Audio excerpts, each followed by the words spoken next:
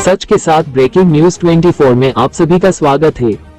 जगगांव शहर में अवैध रूप से रह रही एक बांग्लादेशी महिला को शनिपेट पुलिस ने गिरफ्तार किया है। पुलिस को गुप्त सूचना मिली थी कि भोई गली जोशीपेट इलाके में एक विदेशी महिला बिना वैध दस्तावेजों के रह रही है।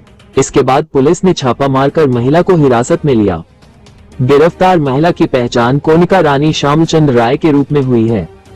पुलिस के अनुसार महिला अवैध तरीके से भारत में दाखिल हुई थी। इस मामले में महिला को शरण देने वाले चिन्मय जगन्नाथवाला के खिलाफ भी मामला दर्ज किया गया है।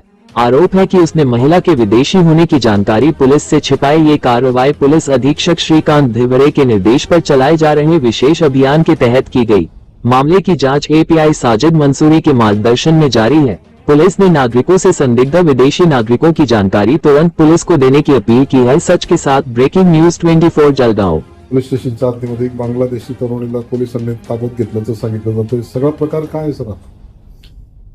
एक बांगलादेश इल्लीगल बांगलादेश आणि परकीय नागरिक यांच्या विरोधामध्ये जळगाव पोलिसांनी एक मोहीम घेतलेली आहे। त्या अनुषंगाने शनीपेठमध्ये एक अवैधरित्या राहणारी बांगलादेशी महिला आपण आयडेंटिफाय केली।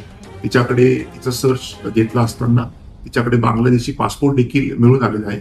या मुलीची आणि तिचा नवरा हे दोघांनाही आपण याच्यामध्ये आरोपी केलेला आहे। यांचं लग्न वेस्ट बेंगॉलमध्ये झालं होतं आणि ती जंगलाच्या रूटने बांगलादेशमधून भारतामध्ये आलेली होती असं प्राइम ऑफिसी आपल्याला तपासात समजत आहे। आज तिला कोर्टात आम्ही हजर करणार आहोत। काय कारण आहे तिचं इकडे येण्या पाठीमागचं?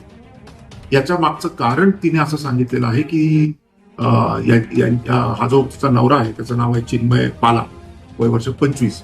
याचे 2024 मध्ये तिच्याबरोबर फेसबुक मधून माध्यमातून ओळख झाली होती आणि त्यांचं अफेअर झालं होतं आणि मग त्यांनी वेस्ट बेंगॉलला ही बांगलादेशमध्ये जंगलातून पळून आली। तिला 2 लोकांनी बांगलादेशच्या सहकार्य केलं असते म्हणते आणि वेस्ट बेंगॉलला लग्न झाल्यानंतर हा जो नवरा आहे हा इथेच कामाला होता आणि याने तिला इथे आणून इथे राहत होते।